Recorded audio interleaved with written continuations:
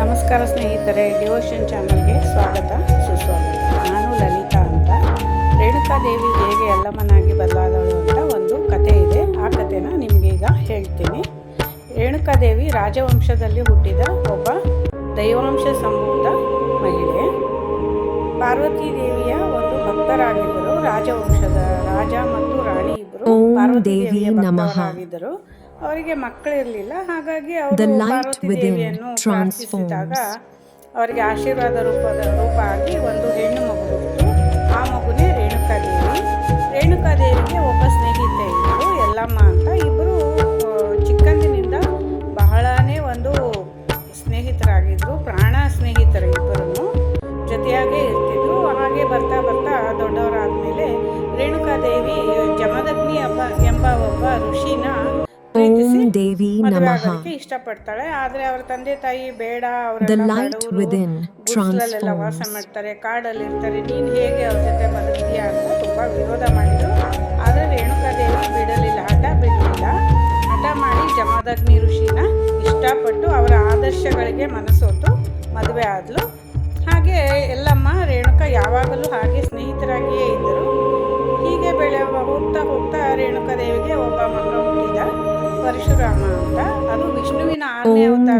ಪಾರ್ವತಿ ದೇವಿಯ ಒಂದು ಅಂಶದಿಂದ ಹುಟ್ಟಿದ ರೇಣುಕಾದೇವಿ ಹೊಟ್ಟೆಯಲ್ಲಿ ವಿಷ್ಣು ಪರಶುರಾಮನಾಗಿ ಹುಟ್ಟುತ್ತಾನೆ. ಮಹಾವೀರ ಅವರು ಬ್ರಾಹ್ಮಣರಾದರೂ ಕ್ಷತ್ರಿಯರ ಗುಣಗಳೆಲ್ಲ ಪರಶುರಾಮನಿಗೆ ಇತ್ತು. ಯಾಕಂದ್ರೆ ಮಹಾವಿಷ್ಣು ಅಲ್ವಾ, ಹಾಗಾಗಿ ಶಕ್ತಿವಂತನಾಗಿದ್ದ. ರೇಣುಕಾದೇವಿ ಮತ್ತು ಜಮದಗ್ನಿ ಹೀಗೆ ಸುಖವಾಗಿ ಸಂಸಾರ ಮಾಡಿಕೊಂಡಿರುವಾಗ ಜಮದಗ್ನಿಗೆ ಸ್ವಲ್ಪ ಕೋಪ ಜಾಸ್ತಿ. ಹಾಗಾಗಿ ಜಮದಗ್ನಿ ಒಬ್ಬ ಅಗ್ನಿ ತತ್ವ ಇರೋ ಮನುಷ್ಯ, ಋಷಿ ಒಬ್ಬರು ಅಗ್ನಿ ತತ್ವ ಇರೋರು. ರೇಣುಕಾದೇವಿ ಜಲತತ್ವ ಇರೋ ಒಬ್ಬ ಗೃಹಿಣಿ. ಹಾಗಾಗಿ ಅಗ್ನಿ ಜಲ ಇವರಿಬ್ಬರಿಗೂ ಒಂದು ಚೆನ್ನಾಗಿ ಒಳ್ಳೆ ಒಂದು ಜೋಡಿಯಾಗಿ ಇದ್ರು ಇಬ್ರು.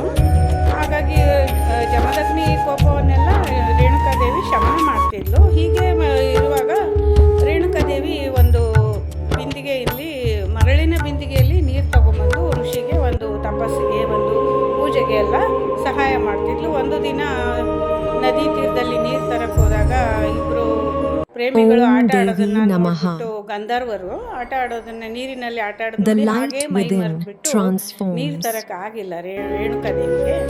ಆಗ ಜಮದಗ್ನಿ ಋಷಿ ಕೋಪ ಬಂತು, ಮತ್ತೆ ಅಗ್ನಿ ತತ್ವ.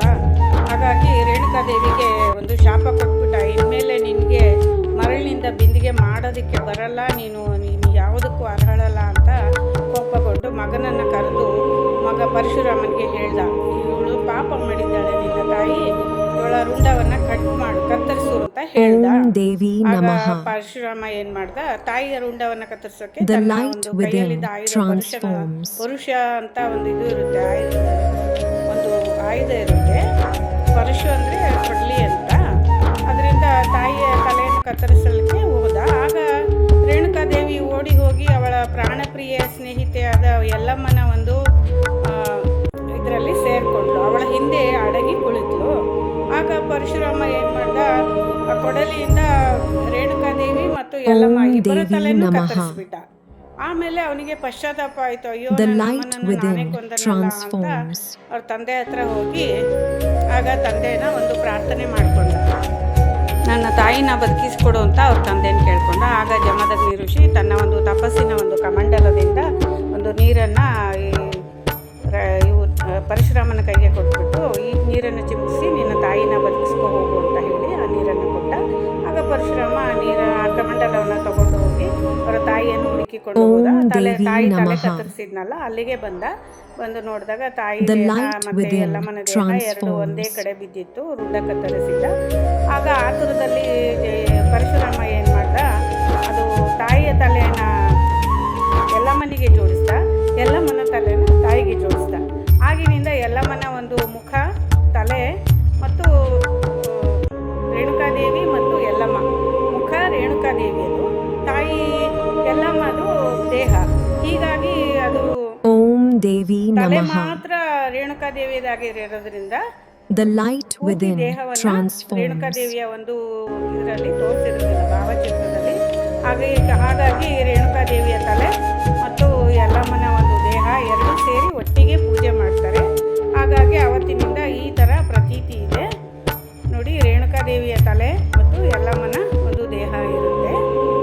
ಹೀಗಾಗಿ ಯಲ್ಲಮ್ಮ ನಾವು ರೇಣುಕಾ ಯಲ್ಲಮ್ಮ ನಾವು ಏನೇ ಕೋರಿಕೊಂಡ್ರು ಎಲ್ಲಾನು ಆಸೆಗಳನ್ನು ನೆರವೇರಿಸ್ತಾಳೆ. ಭಕ್ತರಿಗೆ ಓಂ ಯಾವತ್ತೂ ದೇವಿ ನಿರಾಶೆ ನಮಃ. ಮಾಡೋದಿಲ್ಲ. ರೇಣುಕಾ ಮಾತೆಗೆ ಕೆಂಪು ಹೂಗಳಂದರೆ The ತುಂಬ ಇಷ್ಟ. light within ನಮಸ್ಕಾರ transforms. ಸ್ನೇಹಿತರೆ.